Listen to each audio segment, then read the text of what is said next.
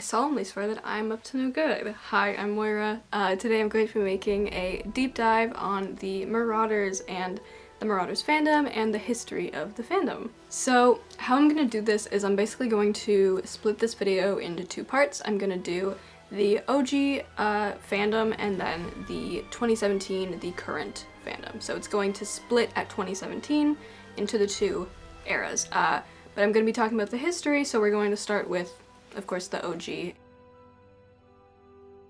Doing a video on the Marauders. What's a Marauder? Who are the Marauders? These are comments I often see on TikTok of people just being like, this seems cool. The hell is it? The Marauders is a subset of the Harry Potter fandom, although it is not the Harry Potter fandom. It is very specifically separated from because of turf. We're gonna get into that, but yeah, it's a subsect of the Harry Potter fandom, but I would say don't refer to it as like Potterhead's Harry Potter fandom because it's pretty different. But the Marauders is a little subgenre that follows the Marauders, and the Marauders are Harry Potter's dead parents and their best friends. The easiest way I could explain it is basically it's the story of Harry Potter. It's, you know, the coming of age magic story, but it's just like all of the adult characters are now the kids. So instead of it being Harry, Ron, and Hermione, it's James, Sirius, and Remus. And it takes place in the 70s instead of the 90s. But who are the Marauders? Why are they called the Marauders? Where are you getting this from? The Marauders are James Potter, Remus Lupin, Sirius Black, and Peter Pettigrew.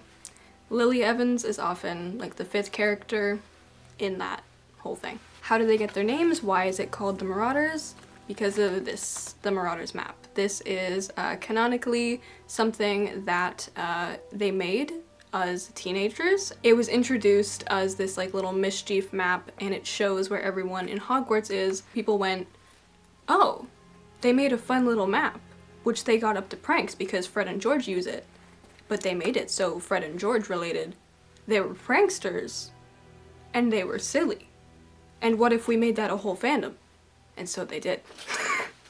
But yeah, that's how they get their name. So now that we know their names, who are they? For this, I'm going to put pictures of fan art and like popular fan art of this like the beginning era of the fandom, but later I will put their fan casts up. But right now, just envision them as the fan art, because the fan cast didn't exist. Okay, so James Potter is arguably, or not so arguably, the leader of the group. He is always the leader. Everyone just kind of agreed on that. He is lovable, he is just silly, he's a fun guy.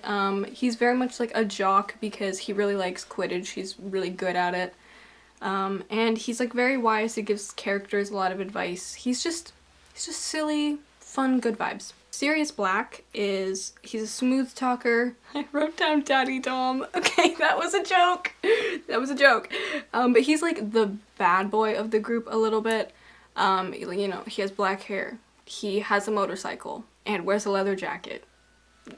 Sirius Black. He's a lot more than that, but like in this early fandom, that's what he was. So, Remus, he is really good at school. Keep in mind I'm talking about the old fandom right now. Okay, I'm gonna keep going. He's the level-headed one, like he loves to read, and the early fandom lore was that he was a shy nerd, sweater paw, soft boy, cinnamon roll, gay child. Yeah. And then Peter. Everyone has always hated Peter, and so the characterizations of Peter since the dawn of time have always been that he's kind of a loser. He just like follows behind the other Marauders. I guess that is a canon, but you know. He's always like the fourth. He's always kind of left out. He's not very brave. He's like kind of like the quiet one, but he's never given very like positive personality traits. Lily Evans, which is who I'm cosplaying, she is the girl of the group. She is like often James's romantic interest. She's very level-headed, she's not easily impressed, she's very like stubborn and strong-willed. She's just like a cool girl. She's a cool girl. Okay, so all of those characters they are mentioned, or, you know, Remus and Sirius are in the movies. They, you know, have actual parts. Peter too, but not in a good way. Now we're moving on to characters that didn't exist, like, at all. The fandom is completely made up. It's always been made up because there's, like, nothing to actually go off of. Everyone made all of this up. Okay, so now that we've established that, we have Marlene McKinnon. I don't actually know, because I only know her, her characterization now, but I think, I'm gonna theorize, I think that originally she was kind of, like, straight edge, maybe, like, you know, like a good girl, kind of similar to Lily, I would assume. I'm literally going off of images I found on Tumblr in 2012. I'm just trying to guess. But she was a character in the Marauders. She was one of the first characters that doesn't really exist to, like, have a personality. She was like the OG OC of the Marauders. Yep, that's it. So there are a lot of other characters, but for the history of the Marauders, people didn't really talk about them. Like, often everything revolved around, like, those few cast of characters. People didn't really venture out, and if they did, it was not popular. So for the history and for the beginnings, we're just gonna start with those characters, and then once I hit 2017, I'm gonna talk about, like, 20 people who are all made up, essentially. A big thing of the Marauders fandom, a big thing that's always been there, is ships. So at the beginning of this fandom, the biggest ships were, of course, Jilly, which is James and Lily. This is still a cornerstone. It is, like, why the Marauders, I guess, started. Like, it was the most popular ship to start with. And then, of course, we have Wolfstar, which is Remus Lupin and Sirius Black. This is another, like, pillar. These are, like, the big boys. The third one, when this fandom started, was Black Kinnan, which is Sirius Black and Marlene McKinnon. Let's get into the history of the Marauders fandom, now that we know some of the characters. The fandom started in 1999 when the Prisoner of Azkaban book was released. This book was the first introduction to Remus and Sirius. It was the introduction of the Marauders map. The Marauders as a term, their nicknames, everything. It started everything. In 2003, the Order of the Phoenix book comes out, and now Wolfstar's really cooking. People are on board with Wolfstar. The book fans, they're a fan. Yeah. Although Sirius does die, and that makes people sad, but you know what? It doesn't stop them, because nothing stops the Marauders fandom. I would like to think that the reason why it really started cooking is because of the line where Remus doesn't look away from Sirius for, like, 39 lines. And that's why everyone read that and went, yeah, they're gay. Yeah. In 2004, the Prisoner of Azkaban movie comes out, and this is when the Marauders fandom, like, really starts to become a thing, because more people, like, are into the movies than the books. Like, it all just combines into this, like, bigger thing. Also in 2004 is the first fanfiction that I'm going to talk about. Important to note, fanfiction is like the Bible in the Marauders fandom. Fanfiction has always been the, like, basis, the foundation of everything, because people, they just write the lore, and then the fandom goes, yes, this is the lore. The first example of this is the Shoebox Project, which was written in 2004. This is either the first or one of the most famous first Marauders long-form fics. So a very common thing in the Marauders fandom, and it's funny because it was common in 2004, it's common in 2024, is writing the entire time that the Marauders were at Hogwarts. So all 7 years. So this was the first, or one of the first, long-form fics. The Shoebox Project, it really, like, pushed Jilly, and it, like, popularized Jilly as a ship. And this is also Wolfstar fanfiction. So in 2004, we get gays. Gay rights in 2004. In 2005, something bad happened to the Marauders fandom. The something bad is called the Half-Blood Prince. Sirius dies in the Order of the Phoenix, which is the 5th one, and the Half-Blood Prince is the 6th one. So J.K. Rowling, I think at this point, was aware that people were like, yes, Remus and Sirius are gay, and her being the homophobe she is, it's like, no, Remus is straight, and he marries a woman who is 13 years younger than him. So that happens, Remadora, that's a ship. I didn't want to bring it up as the big ones because I have a deep hatred. Deep, deep hatred. Burn it. My reason why I have an issue with it, is the age gap. What the hell? Why? Remus Lupin is my favorite Marauder. He's my favorite Harry Potter character. And J.K. Rowling said, I'm gonna turn this man into a predator. And I didn't like that. That comes out in 2005. Marauders take a hit, but like I said, they're resilient. It doesn't stop them. Did you think that this would stop Wolfstar? Nothing stops Wolfstar. Ever. Alright, so in 2007, Casting Moonshadows was written. It was released. This is a very popular Wolfstar fanfiction. Okay, I should mention, I've not read any of these old fanfictions. I am just guessing. So if I'm wrong, I'm so sorry. But with Casting Moonshadows, I'm going to make an educated guess that this Wolfstar fanfiction, it kind of started a lot of the popular tropes that you still see till this day. It was the start of like soft boy Remus and leather jacket Sirius, which is, or was, a very like important trope for them. It was one of the first, if not the first, like very big, commonly read Wolfstar fanfictions. 2009, The Life and Times comes out, and this is a very popular Jilly fanfiction. Now, we get into the era that I can actually talk about because I have experience. Okay, so in 2010 to 2012, the fandom really like forms, like it really becomes like a consciousness.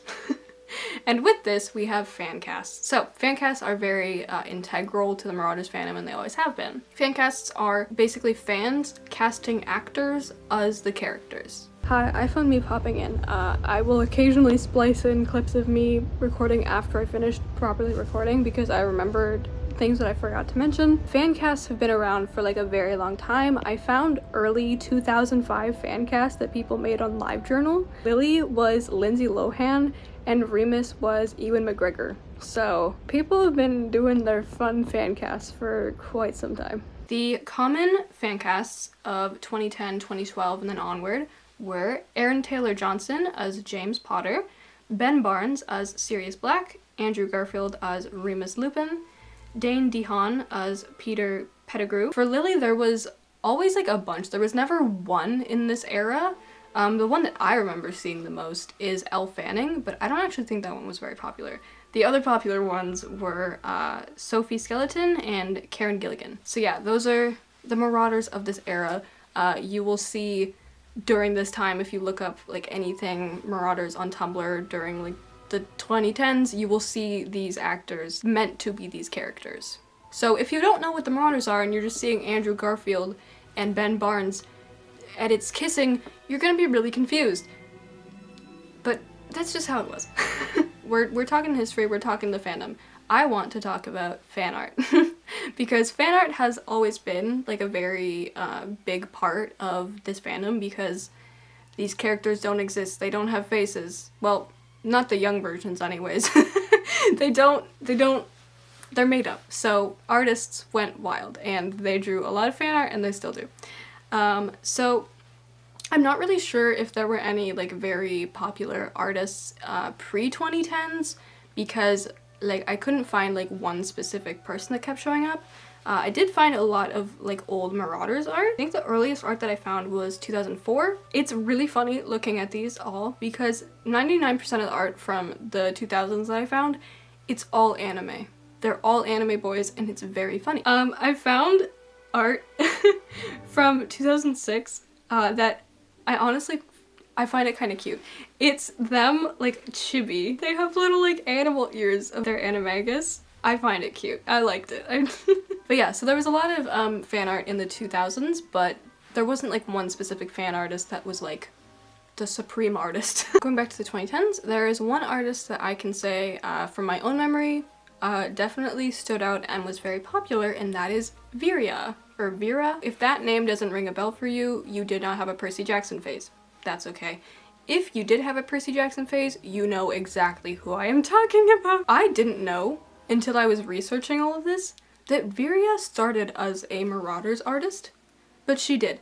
I found tons of art that she drew in 2010 of the Marauders, and as far as I can tell, I feel like she and like her designs really influenced a lot of the fan art and the cosplays for the 2010s era.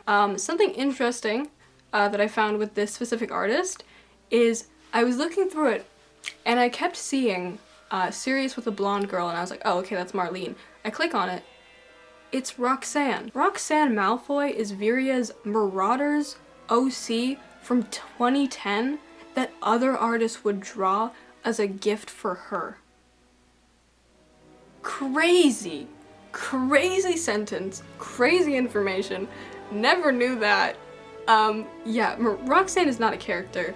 There are OCs in this fandom that are like canon, but she's not that. Viria was a very big fan artist.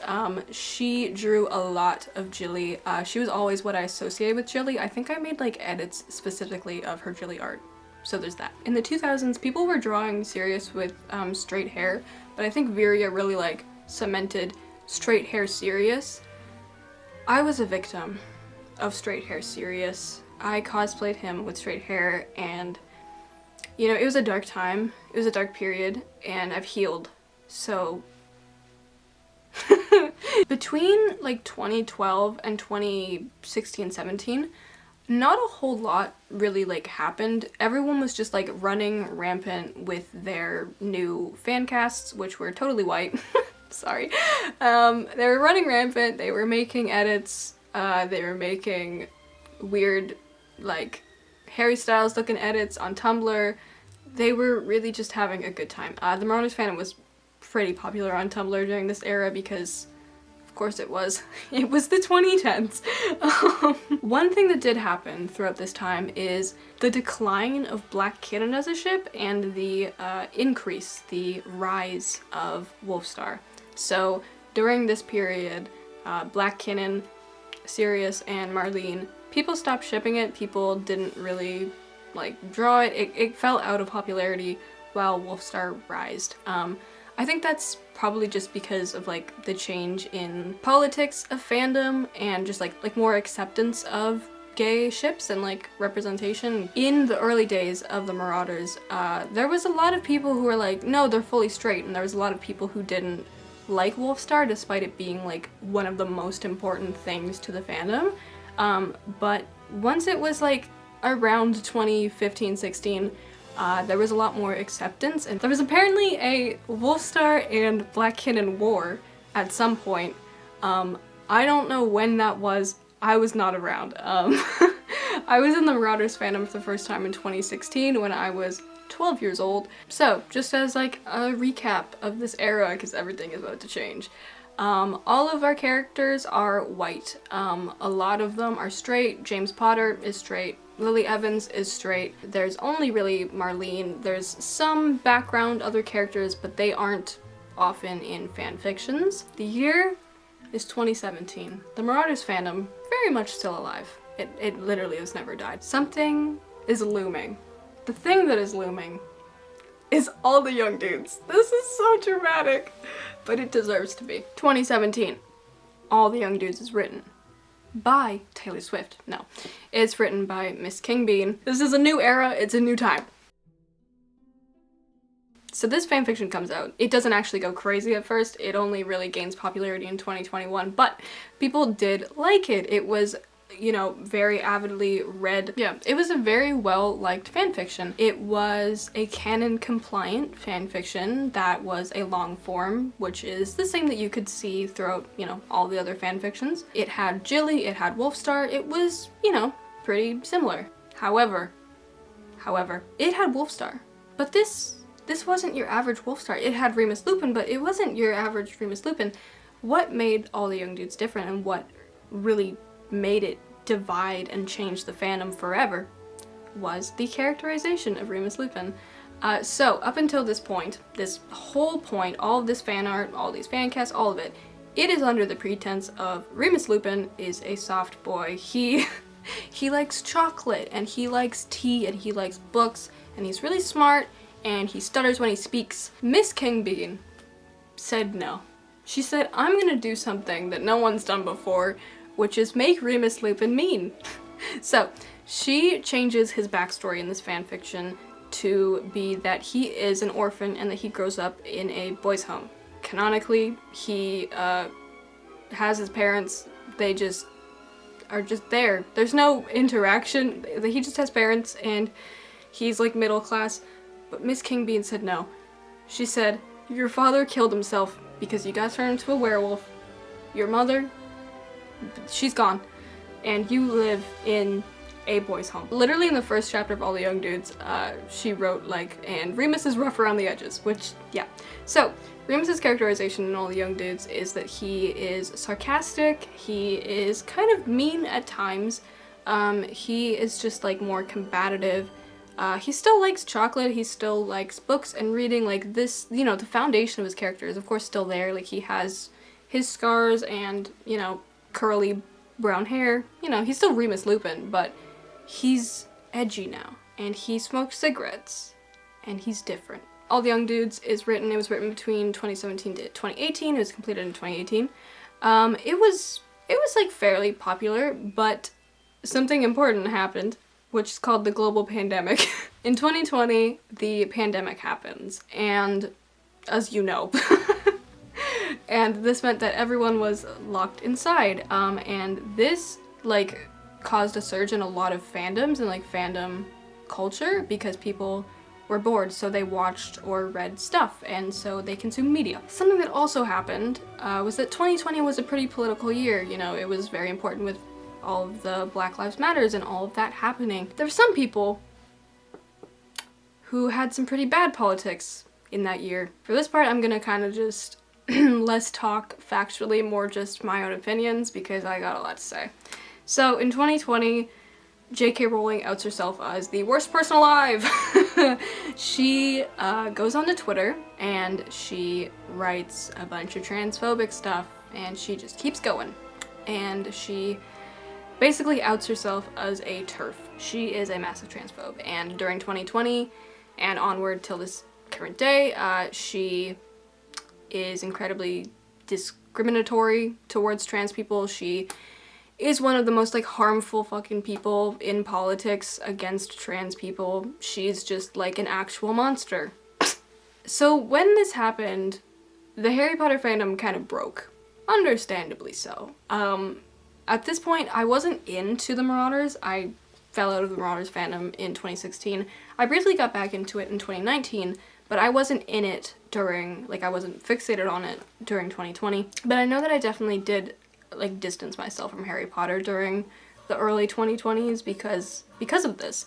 And a lot of people did as well. So it caused this shift in the fandom, because, like, the most popular ships in Harry Potter as a whole are Drarry and Wolfstar.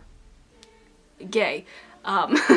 So having the author of this series actively be speaking against LGBT rights, it's like, oh, that doesn't... what is happening? So the fandom kind of shifts, and a lot of people stop being into the Marauders, grow away from it because of her. And I can't blame anyone who did that. Like, I understand. Because of this, the new fandom and the people who found All the Young Dudes, it really changed the way that everyone thinks about it. And J.K. Rowling being such a horrible person, it inspired the people left in the fandom to be better people. Now we're gonna go back to being silly. In 2021, the youths find All the Young Dudes. Okay, it wasn't just the youths, it was just people in, like, during the pandemic found it, and it massively spiked. If you look up Google search trends of All the Young Dudes, it booms in 2021.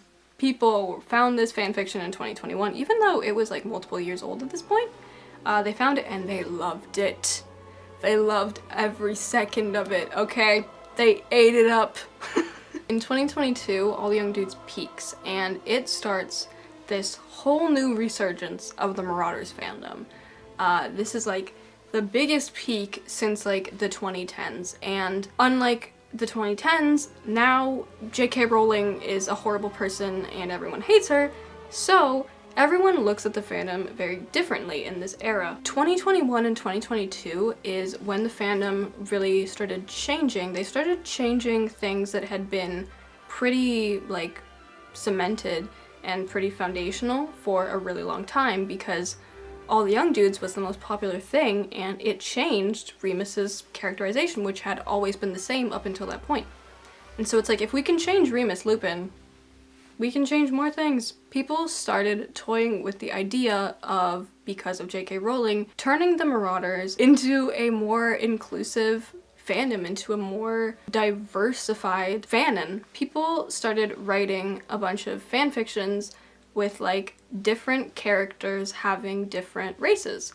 And so this really started the popularity of a lot of these characters having different races than they'd had years, for decades. The characters being headcanoned as different races is very much like a 2020s thing, but I found fan fictions of, like, Desi James Potter written in, like, 2016. So while these, like, fanon ideas have been popularized, like, today, they've always kind of been around. They just weren't as popular back in, like, the old fandom. I'm not really sure, like, exactly, like, what year people really started changing the fanon, but I'm just gonna assume that it was when All the Young Dudes peaked. So the Marauders are now not all white. They're not all white and mostly straight. Yay! Alright, so the fanon kind of changed, and so now, with this All the Young Dudes era, we're gonna reintroduce the characters. We're doing it again! We're doing it again. But now with the new era. So, James Potter, he has the same personality. He is still the same lovable, silly little guy. He's still a jock. Yeah, he's still the same. But the difference is that he is now commonly headcanoned as a person of color. So he is often headcanoned as Desi or Latino.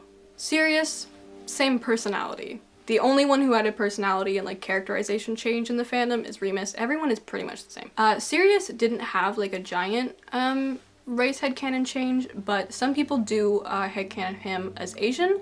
I personally have, like, never really seen this, because the common stuff that I still see is Sirius being white, but he is sometimes headcanoned as Asian, and I think specifically Japanese. Remus, obviously his characterization is very different. He's sarcastic, he's kind of mean, he's not the soft boy anymore, and you can definitely see that change reflected in art as well. Peter hasn't changed, like, at all. Peter is still, like, always white, and he's still considered, like, negatively within the fandom. Lily Evans, she is headcanoned as white. I don't think I've seen any, like, different headcanons of her race, although now she is sometimes headcanoned as plus size, which I've seen in a lot of art, and it's cool. And Marlene McKinnon definitely changed. Her characterization, along with Remus, changed, and she is now commonly headcanoned as either white or Asian. I am personally a fan of Asian Marlene McKinnon. Okay. Her personality in All the Young Dudes is very different from, like, the general fanon. So for me, because I've only read All the Young Dudes, I think of her as, like, reserved, but she's often like, perceived to be very confident. So it's kind of, there's, like, a lot going on with Marlene, but in general, overall, I can say that she's very opinionated. She has very, like, strong morals, and now a lot of people see her as a punk, which I didn't realize, and when I read All the Young Dudes, I did not picture her like that, but now I'm, like, rewriting my brain to imagine Marlene as a punk. These are all characters that I've been talking about for, like, 40 minutes at this point, but now we're gonna talk about the new characters, and oh my god, there's a lot. There's a lot important for this part. Keep in mind, all of these characters have literally one line written about them. There's one line in canon about these characters. Like, Remus and James and all of them, like, they actually have, like, a part in the story, and they have, like, you know, numerous descriptions. These other characters, however, do not. They are almost entirely made up by the fans. Because why not? Because why not? Why not give these people whole personalities. Alright, let's get into it. The first two that I'm going to talk about are, they were in the older fandom, but they weren't, like, prominent characters. So first one is Mary McDonald. Mary McDonald is, basically headcanoned but canonically black. Like, she is a black woman, and if you don't make her a black woman, weird. She's like loud, she's outgoing, she's flirty, she's like the sweetheart of the group, she's very kind. Yeah, she's just like a badass, basically. I love Mary, she is so cool. She's also like very funny. Oh yeah, that's something about Marlene, is that she's often, like, she's funny. People are like, she is a funny girl. We love that for her. But yeah, Mary, she's just really, she's that girl. And I love that for her. Next is Regulus Black. So Regulus Black is mentioned in Harry Potter. Not very much. So Regulus Black is Sirius Black's younger brother. He was in the fandom, but he was like almost always a background character. Now he's a whole person. I don't even think he had a fan cast in the 2000s because people just did not care. But people care now. People care about Regulus Black. I'm one of those people. His personality is that he is a poor little meow meow. Sorry. He's basically... What did I write? That's all I wrote? Okay, I need to describe him more than being a poor little meow meow. This is the worst phrasing I could think of. He's a lot more serious than serious. He's more reserved than his brother, whereas Sirius is like the rebellious teen. Regulus, he tries to like appease his parents and he like tries to fit in where he can. Whereas Sirius does what he wants whenever he wants. So he has like a lot of complicated stuff going on. He's written as a very complex character, which I think he is. He's very sad. He's very sad. He's like very like melancholic. He's like very strong-willed and he is very like resilient. An important thing about him is that he is very commonly headcanoned as trans. And that's a big thing that people put as a part of his character. Because he, like, becomes the heir of House Black because, you know, Sirius isn't, but then, you know, that causes a lot of issues because his parents are, you know, often transphobes because they're horrible people, so it just causes a whole thing, and that's what a lot of his character is, like, based on. Now that I've talked about Regulus, I'm gonna talk about the other, like, Slytherin characters. So these are called they're called the Slytherin Skittles, and okay. So first we have Evan Rosier. His characterization is blonde. Okay, I don't really fuck with the Skittles. I don't know a whole lot about them. I am not that interested in this side of the fandom, so I don't know as much about this as I do the other characters. But Evan is a blonde bad boy. He is chaotic. That's it. And then we have Barty Crouch Jr. And he is, I wrote, OMG, David Tennant. He has green hair? Yeah, he often has green hair. That's like a thing. And then I said, is like the worst one? Question mark. He's chaotic, he's mean, and he has daddy issues. Very heavy with the daddy issues on Barty Crouch Jr. Dorcas Meadows. This is another character that I don't know a whole lot about, but I would like to. Dorcas is headcanon as black. She, like Marlene, is very different in all the young dudes, so my idea of her is pretty different from the fandoms, but I'm gonna describe, like, the fandoms. She's basically Marlene's Slytherin girlfriend, is what I have written. In canon, she's very powerful. That's like her one line is that she was really powerful, so that's something. She's like a really good witch. She's very skilled. And she was killed personally by Voldemort. Okay, oh my god, I've been talking for so long. Pandora Lovegood. Pandora is Luna's mom, canonically. She was Luna Lovegood's mother. I think she's often a Slytherin, but sometimes she's a Ravenclaw. Same thing with Dorcas, but for the majority, I think people sort them into Slytherin. I think a headcanon about Pandora is that she is a seer. Although some people are like, that does not make sense because Trelawney is the seer and they exist during the same time, which wouldn't make sense. But that's like what I know about Pandora. Now I'm just gonna like power through the blacks real quick. So, Andromeda Black, she is Sirius's cousin, Sirius and Regulus's cousin. She's disowned, just like Sirius. She's cool, she's like friends with Sirius. She's the one who gives Sirius Muggle information. I think canonically Bellatrix is actually the oldest Black sister, but it's very commonly headcanoned that Andromeda is the oldest. We have Narcissa, Black / Malfoy. She is their cousin. All of these girls are Sirius and Regulus's cousin. She's kind of cool. Narcissa's the reason why Harry Potter lived in the last movie and book, so let's go Narcissa. She's very neutral. She does, like, good things to the Marauders, but she's not, like, really on their side. She's just very neutral. Bellatrix, Black / Lestrange. She's the same as she is in, like, actual Harry Potter. She's crazy. It's commonly headcanon that she got very, like, mad and very hurt when Andromeda was disowned. Walpurga Black is Sirius and Regulus's mother. And she is horrible. She's a horrible woman. She's terrible. She abuses her kids. We hate her. Everyone hates her. Now that I've gone over these characters, now we're gonna get into the fan cast, the new fan cast. So there's a lot, because people really like their fan cast. So I'm not gonna probably be able to name every single fan cast because there is so many, but I will try to name like the most influential ones. James, I wrote down lots of bitches.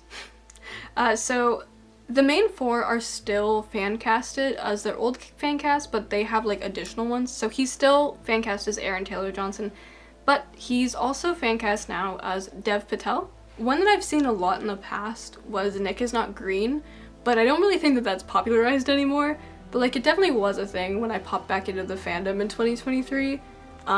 But yeah, James is just fan cast as like a lot of different people, often Indian actors and POC actors. Remus is still very commonly fan cast as Andrew Garfield, and it's personally my fan cast, but he's also fan cast as David Lewis, which is his actor in Harry Potter, so it's just young David Lewis. He's also fan cast as Matt Hitt. I don't know who he is, but he's fan cast as Remus. And also, some people fan cast the cosplayer Paperback, Ethan, as Remus because he's a very popular Remus cosplayer. I like Ethan's videos a lot. He's a really good cosplayer. Okay, Sirius doesn't really have as many popular fan casts as like the other characters, so he's still very commonly fan cast as Ben Barnes, but now he's sometimes fan cast as Conan Gray, which I guess is where the Japanese and the Asian thing came from. I'm just realizing that. Oh my god, okay, cool. Peter is often fan cast as Louis Capaldi now. Lily is still the same actresses that I mentioned before, but also now Annalise Basso. Regulus is fan cast as Timothée Chalamet. That's it. Full stop. End of discussion. Timothée Chalamet. However, I will say that my own personal fan cast of Regulus is now currently Dorian from the Mischief Productions, because I just see him as Regulus now, permanently. But that's just me. Everyone else sees him as Timothée Chalamet. Okay, sorry if there's like a little cut. I had to take a break because my voice was giving out. From this point, I'm so sorry if my voice is like raspy. I don't normally talk for an hour straight, and I have really bright lights pointing at me, and it's getting to me. Mary's fan cast is Sophia Bryant. Just like Regulus, this is basically the only person that she is fan cast as. Marlene is often fan cast as Biba Doobie or Sophie Thatcher.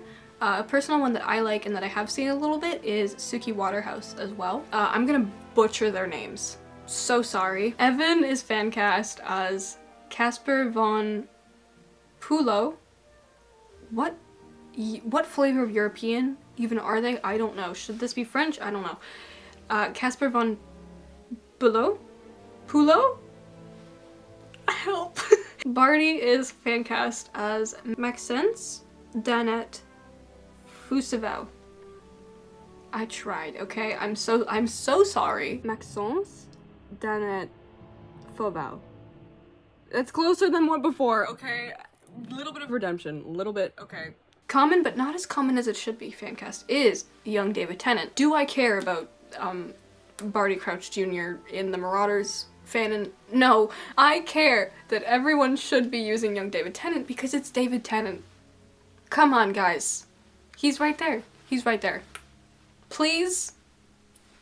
He's my Barty Crouch Jr., okay? Dorcas is commonly fan cast as Zoe Kravitz. Pandora, so now instead of being Lily Evans, Elle Fanning is Pandora. That's what happened. Walpurga is like almost always fan cast as Ava Green. Narcissa, I could not find a fan cast of her. Andromeda is often fan cast as Keira Knightley. Same thing for Bellatrix. I don't really see a Bellatrix fan cast. I think that's just because like obviously it's, you know, the Marauders, and so it's like Narcissa and Bellatrix aren't really like as commonly talked about because they're just like they're cousins. So that's why I would theorize that they don't really have like cemented fan casts. The next character that I'm going to talk about the fan cast of is Grant. So you know how earlier I was talking about that one artist's OC and how that was silly? So Grant is an OC. Grant is an original character in All the Young Dudes. He is Remus's roommate in that boys' home.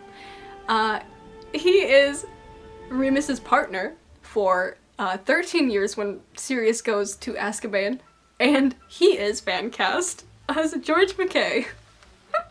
Grant is considered a canon character in this fan lore, but he was entirely made up by the author of All the Young Dudes, Miss King Bean. But he is like considered a character. Like he is in this universe. He was not made by J.K. Rowling, but that doesn't matter anymore because it's the new era and Grant is here. Ah, fucking Grant. Okay, people don't talk about this character. This is another All the Young Dudes OC. I need to speak my truth. Okay, so there's another OC, but he's like a Hogwarts OC. Grant is a normal guy, by the way. He's not a wizard. He's literally a dude. He's just a dude. But Christopher is an OC, and he is, he's a Gryffindor. He's like a year younger than all the other characters, like the Marauders. My fan cast for Christopher is Colin Creevey, specifically from Harry Potter. So every single scene that I read in All the Young Dudes of this character, every single time I pictured him as Colin Creevey. Not in a derogatory way. I like Christopher. I made a mood board of him when I did my Marauders mood boards, but every single time that I think of this man, I picture Colin Creevey. I just needed to speak that fan cast out into the world. We have all the Grant representation, but where's the Christopher representation? This is so stupid. Now we know who our characters are. Our 10 million characters who none of them, other than Remus and Sirius, actually have full plot lines. Lovely. Wonderful. It's great. This era, we have a lot of ships because there's a lot of characters. There's not just 5 characters that we don't change and play around with. No, now we mix and match like a puzzle. Okay, so, the same as before, Jilly and Wolfstar are the foundation. They are the biggest ships. They are what everything is built on. That's just period. But now, instead of Black Kinnan, the third most popular, most talked about, is Jegulus. Jegulus started as a joke. It started as a joke in 2022. And it is the ship between James Potter and Regulus Black. Do these characters interact even once in canon? Are they described to ever be in the same room? No. Never. Jegulus is technically a new thing, but I found fan fictions written about James and Regulus from like 2004 was the earliest I could find. It's just that it was not popular and it wasn't called Jegulus. They didn't have a ship name because they weren't popular enough, but it isn't actually like a new thing. It's just the term Jegulus is new. It was started as a joke and then it got turned into a real thing. The thing that really popularized Jegulus as a ship is the fanfiction Choices by, I think, Mrs. Moon. Choices really popularized Jegulus. There's also currently... There's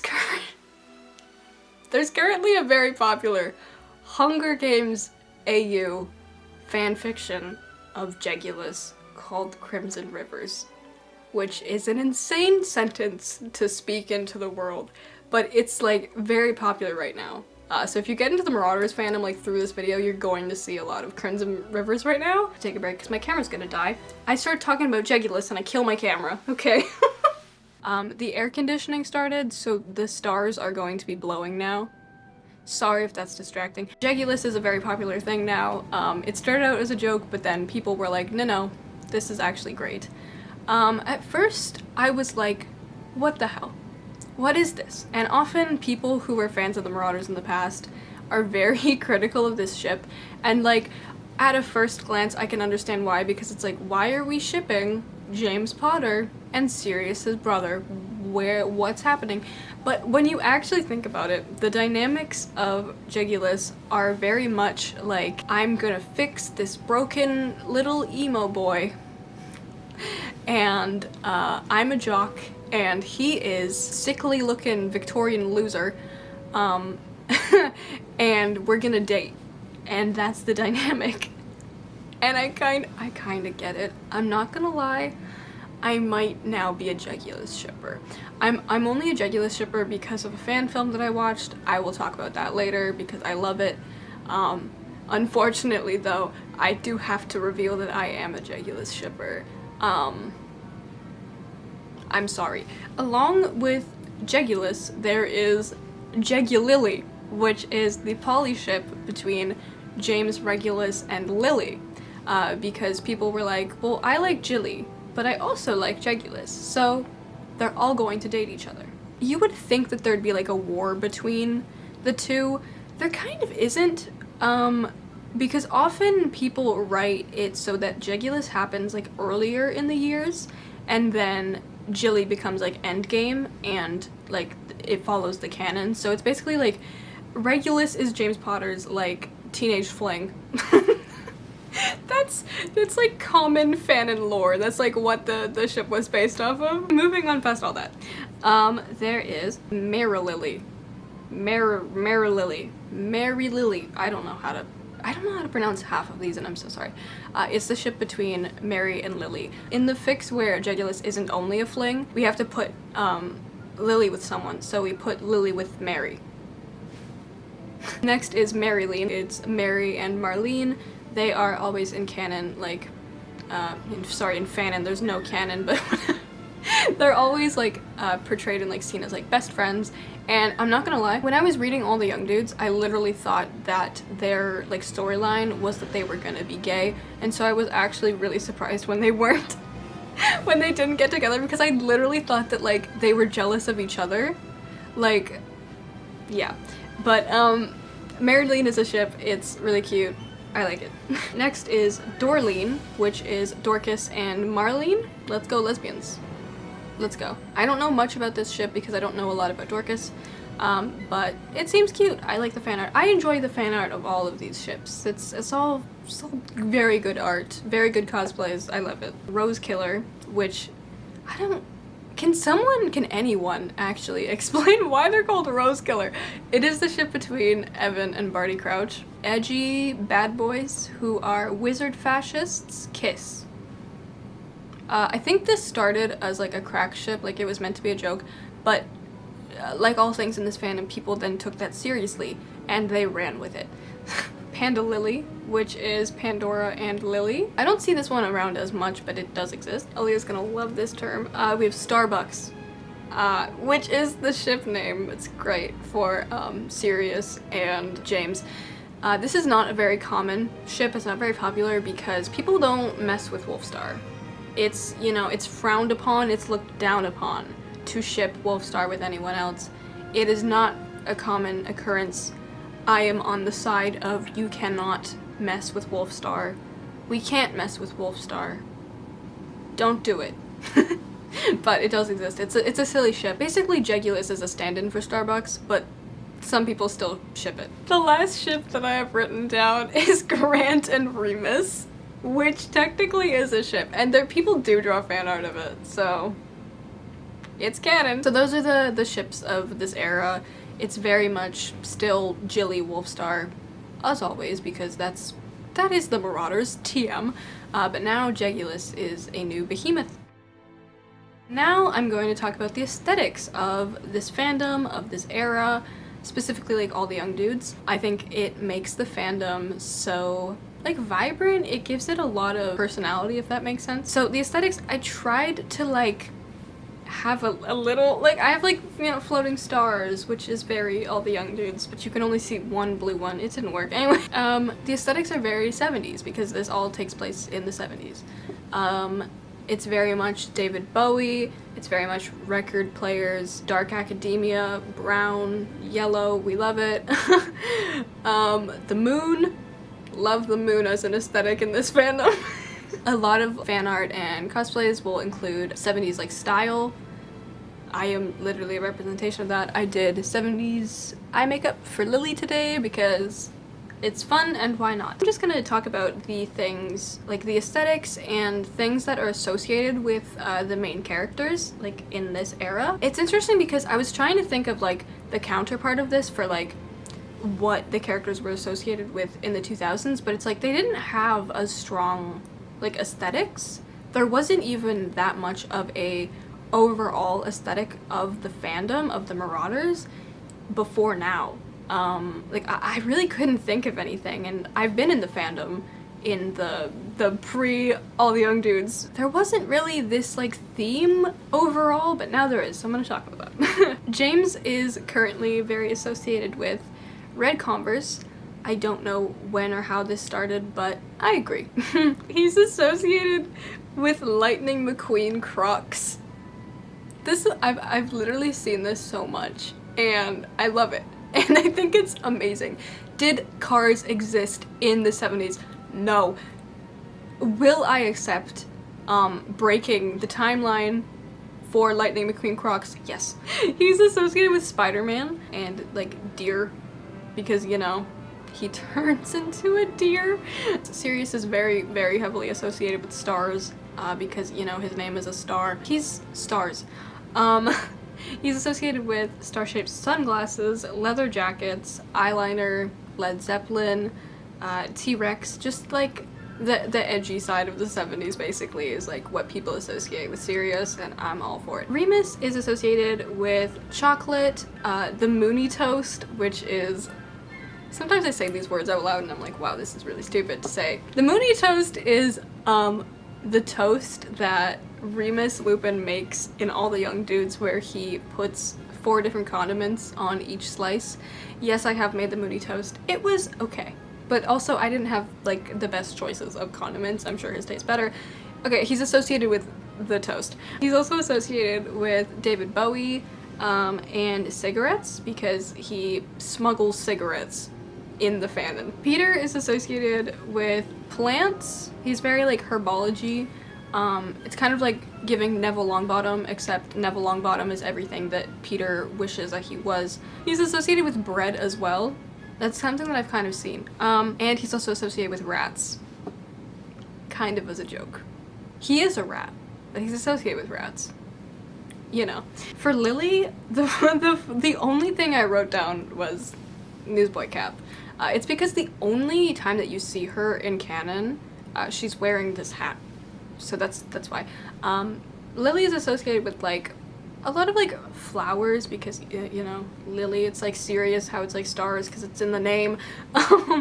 Yeah, Lily's just associated with like feminine things. Mary is associated with like lipsticks and fashion. My descriptions are gonna like get a lot less because there's a lot less things that are associated outside of the Marauders. Marlene is associated with Quidditch and like punk, being a punk. And Regulus is associated with headphones. Like, very commonly, he is wearing headphones, which, once again, breaks the timeline, but I'll allow it. Just less passionately as I do for Lightning McQueen Crocs. And also water. Regulus drowns. Okay. I'm gonna talk about art again. So, in this era, instead of Viria, now we have new artists, and there are 2 that I constantly see like all the time and that are like very like staple in the community. The first is Like a Funeral. You will very commonly see their art. I don't know either of these artists' pronouns, so I'm just gonna be using they, them. So you will very commonly see like a funeral's art because it's really good. It's just really good. They just draw them so well, and all of their art is just like, it's so good, and their Wolfstar art is like top tier. I like their art, okay? And then the other artist is, I don't know how to pronounce this, Sophie Thill? Is that how you say it? I'm so sorry, I don't know. They're the other artists that I often see a lot. In my opinion, they both have very similar art styles, and sometimes I mistake the two for each other. They have very good, very fun art. Both artists do like all of the ships and all the characters that I just mentioned. They're really good. So if you're looking for artists to check out, like if you're really new to the fandom, I would first definitely say to go check them out because they're so good. Now I'm gonna mention cosplays, which I didn't mention for the 2000s and the 2010s because there just wasn't as much that I could like immediately think of, whereas now I have a lot that I want to like talk about, I guess. So obviously I'm a cosplayer. This account is a cosplay account. Like this is my thing. So obviously I watch a lot of cosplay stuff. In 2016, I used to really love this one group called, I think they're called the Mischief Managers. They were like my main squeeze. They made a lot of like skit videos. They don't make videos anymore because of J.K. Rowling, and they just don't feel comfortable doing Marauders anymore because of her, which is sad that, you know, she took this thing from those people, but I get it. That was like my thing back in ye old days. That's the only thing that I could think of. But now I have new cosplayers to talk about, and I love them. Similar to the Mischief Managers, I think some people might know like who I'm talking about. So if you were in this fandom before and you watched them in like that kind of content, like skit content in like the 2010s of the Marauders, I would totally recommend the Dandelion Club. It's giving old Marauders, but with like the new headcanons and like better humor because it's not 2016. I'd say like if you want to get into new Marauders stuff, like cosplay wise, I would definitely say check them out first because they're like a really good like gateway into like everything else. Their videos are so funny. Their videos are why I associate Peter Pettigrew with bread.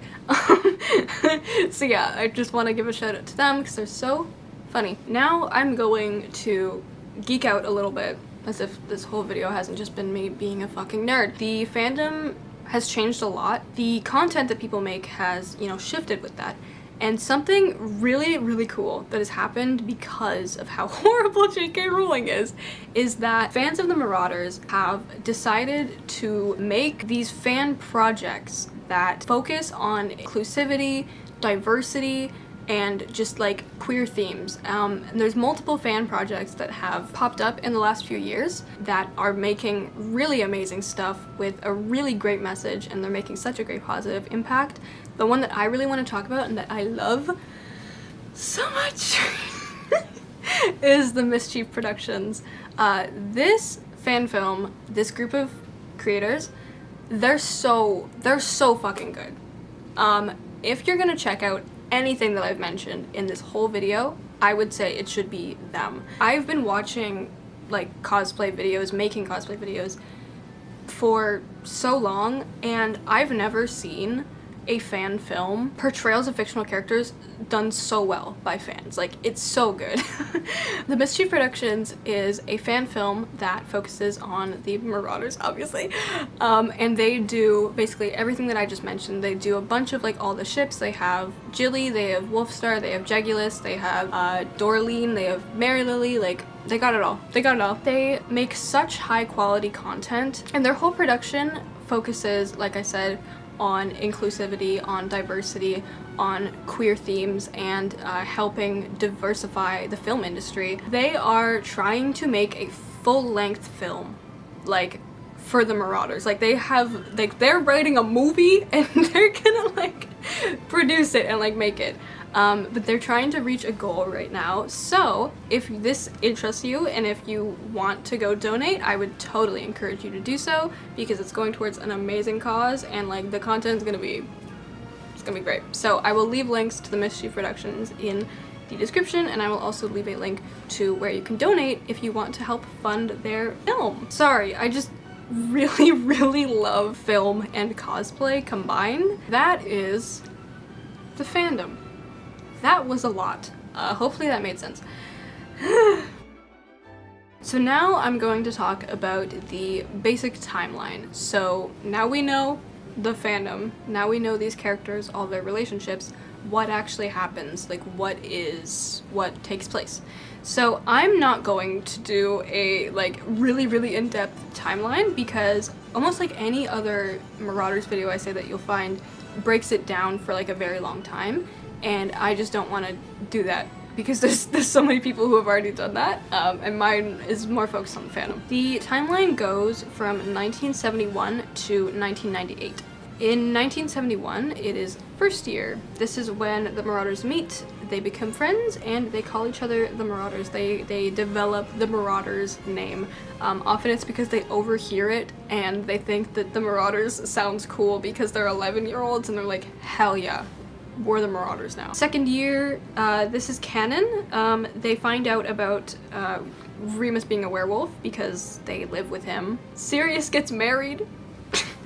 Sirius does not get married. In All the Young Dudes, Sirius he's like forced into an arranged marriage with his cousin when he's 13. But then they figured that out during the summer and he doesn't have to marry Narcissa. And James joins the Quidditch team in the second year. Third year, the boys start becoming animagus. That's all I can remember. I've read the entirety of All the Young Dudes. I am like 60 chapters into Sirius's perspective. Why can't I remember what happens in third year? I don't know. That's also the reason why I didn't want to do a full timeline because I forgot. I forgot. Sorry. Fourth year. I wrote, fourth year, Sirius joins Quidditch team. Sirius becomes gay. In the fourth year, Remus Lupin has his bad boy smuggling cigarettes era, and he starts smoking cigarettes in the fourth year, and he like shows up to the train wearing Doc Martens, and Sirius Black has a gay panic. Okay, I'm also pretty sure that Sirius and Mary start to date in fourth year, but I might be wrong, and that might be fifth year. Okay, 1975, fifth year. Fifth year is a big one. Fifth year, like 90% of shit goes down. Grant. This is Grant's introduction into All the Young Dudes. This is when he becomes Remus's roommate, and Remus is now gay. Okay, I'm saying that as a joke. They were gay the whole time, okay? Obviously. I have in all caps, the prank. The prank is a canon thing that happens in the books. It's talked about. It is Sirius Black telling Severus Snape to go to the Shrieking Shack while Remus is transforming into a werewolf, and he almost kills Snape, but James finds out about this, and he stops Severus from being killed, and he stops Remus from committing murder while he's unaware of it. Yeah. I saw a comment of someone saying that the prank is like when in Glee, Rachel Berry sent that one girl to a crack house, and it is giving that energy.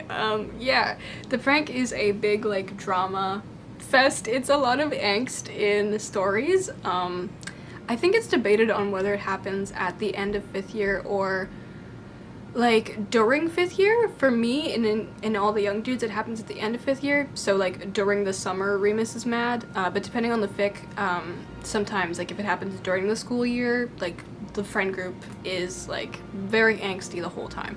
Also in fifth year, the kiss. Wolfstar kisses for the first time, and then immediately Sirius Black runs down the stairs and kisses Mary McDonald because he this is the year where Sirius starts to date Mary because he doesn't know what he's supposed to be doing, and he thinks that he's supposed to date girls even though he's not attracted to women. It's really fun reading Sirius's perspective and just hearing his internal monologue about all of that. Also in 5th year, Sirius runs away from the Black household and he leaves Regulus behind. This year is just so painful, like so many things happen. This is a giant part of like Black Brothers angst, Regulus and Sirius Black Brothers, because it's the year that he leaves Regulus in an abusive household. Okay, wait, I'm gonna reframe this. Regulus chose to stay. Okay, he chose to stay. It's not like Sirius abandoned his brother and like kicked him to the curb and like drowned him himself, okay? I don't mean for this to, the way that I'm saying this, to sound like, you know, I love Sirius, okay? Like, there's a lot in 5th year. This is when Snape's source of memory happens. This is also the longest, like, part of canon that the Marauders are actually a part of. This is like the only part in the book where it's actually focused on the Marauders. This is a chapter in Order of the Phoenix that focuses on Snape's first memory, and it's him getting bullied by James and Sirius. It's where he calls Lily a wizard slur, and then Lily is like, okay, fuck you, we're not friends anymore. Love that for her. This scene is why when you mention James Potter to non-Marauders fans, they'll be like, I hate James Potter, he's horrible, he was a bully. And then there's me who's like, actually James Potter was an amazing person and you're wrong. Anyways, also in 5th year, Remus is made a prefect, which is funny because he's a Marauder and he does pranks and he does not want to be a prefect. And they make fun of him for it. 6th year, Mary and Sirius break up. During this year, Sirius and Remus, they make out on top of the covers, but never under the covers because that would be gay. This is a quote. They're just a fucking mess. They're a mess. They're a hot mess during 6th year. Sirius is in denial. So much denial. Summer of 77. We love the summer of 77. I loved this part so much. In the summer of 1977, Wolfstar starts dating. They get together, they kiss on a beach, and it's such a good scene and I love it. Also during the summer, Remus comes out as, I think he comes out as queer. In 1977, which is 7th year. Yeah, it's written to be the longest year because a lot happens in it and it's their last year at Hogwarts. It's also like the last time they're happy in Fandom before they all die. During 7th year, they're dating, Wolfstar's dating, Jilly is now dating. They start to get together, I think at the end of like 6th year in most fics, and then like by 7th year, Jilly is dating. 7th year is just like them having a good old time. It is personally my favorite year. It's my favorite year to read in all the young dudes. It's just so good. It's just so fun. I want to point out that this is a year where Remus Lupin commentates Quidditch, and it is one of the funniest scenes I've ever read in a fanfiction. I was dying laughing. I love it so much. They graduate from Hogwarts in 1978, and now is the war. The war. Alright, here's the tea. I'm gonna be really real. I hate the war. I hated reading the war chapters. It makes me so sad. It was so gloomy. And it makes me just depressed. To like summarize the war, the Marauders joined the Order of the Phoenix, the original one, which is where you get all of the lines for these characters, the one image with the one-liners for every single person in this fandom. Yeah, but they all joined the Order of the Phoenix and they fight in the First Wizarding War against Voldemort. Sirius and James become Aurors, I think. And Remus is with the werewolves. He's like helping with that. And Peter has a job at the Ministry. Peter's a fucking politician. And Peter is a piece of shit. He is a double agent. He is a spy for Voldemort. In 1979, Regulus dies. He dies at 18. Love that for him. I don't. It's really sad. He drowns. Or that isn't canon, but it's like everyone concluded that he drowns. He canonically is part of the reason why they were able to defeat Voldemort, because he stole the Horcruxes. He was also the first person to ever find out about the Horcruxes. He steals the locket from Voldemort. He writes him a very fun note. Where he's like, I'm gonna be dead when you read this, but I figured you out, bitch. That's Regulus. Yeah, so he steals it, he tries to destroy it. He doesn't, but he, like, hides it from the location, so he helps with that. So he basically sacrifices himself in the name of, like, good. He gets fed up with... Did I mention that Regulus Black was a Death Eater? He was a Death Eater. Yeah. He was a wizard Nazi for a bit. In 1980, I believe, the prophecy about Harry is, like, revealed. The prophecy is that a baby born in 1981 in July has the power to vanquish the Dark Lord. And so Voldemort gets wind of this and he's like, well, now I have to kill a child. Decides to kill Harry and not Neville. I don't know. He decides to kill Harry. So the Potters go into hiding, like deep hiding. And this is gonna be me explaining the twist of the Prisoner of Azkaban. So the Potters go into hiding and they do this specific spell, which means that someone is going to know where they are. They're gonna have a secret keeper who knows where they are, where they're in hiding. And there's only gonna be one person who knows this, and they use the spell. Do I remember what it's called? No. They use a certain spell, though, that means that it cannot be tortured out of someone. So it's only, this secret can only be told if it is willingly revealed. So originally, James and Lily, they were going to make the Secret Keeper Sirius, because Sirius and James are best friends. They are like brothers. But at the last minute, they decide to change the Secret Keeper to be Peter. And they... Like, Sirius and Peter do not tell anyone. They don't tell Remus, they don't tell Mary, they don't tell anyone else. And they decide to switch it because everyone would expect it to be Sirius, so let's switch it up. Let's get creative. This was, a horrible mistake because Peter is a double agent for Voldemort, and he immediately betrays them and gives them up to Voldemort, and James and Lily die. They die at 21. Yay! Yep, so that's what happens to them. I wrote death, betrayal. Sirius finds out about this. He finds out about their deaths, and he goes after Peter because, he just killed his best friends and almost attempted to murder their child. And he goes, like, kind of crazy trying to kill Peter, understandably. But Peter gets away, and everyone thinks that Sirius murdered them and gave them up and murdered Peter. So he gets locked up in Azkaban for 13 years. Remus, in the fan lore, is not around during this. He is with the werewolves during all of this. He comes back, and he's like, wow, it's really quiet. And he picks up a phone, and Mary is like, oh my god, you don't know. And then he finds out. And what happens is that during the 13 years that, Sirius is in Azkaban, Remus dates Grant, all the young dudes OC. He dates him for that whole time. And then I wrote, in 1993, darling, guess who's back from jail?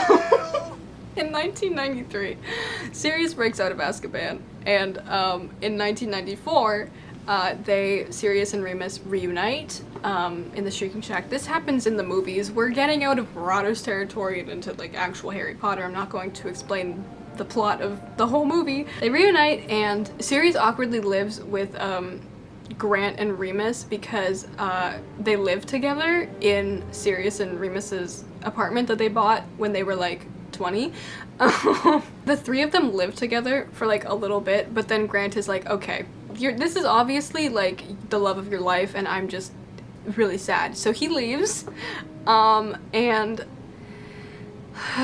he leaves, and then Sirius dies in 1995. Yeah, there is a line during the epilogue of All the Young Dudes, which is after all that time waiting, like, they barely had any time together, and I hate it here. I hate it here. It's so fucking sad. I bawled reading the end of All the Young Dudes, partly because I listened to Heroes by David Bowie, but because the actual fanfiction ends with them, like, holding each other and being, like, so hopeful, and it's like, it's following canon. Sirius is gonna fucking die. Ruined me.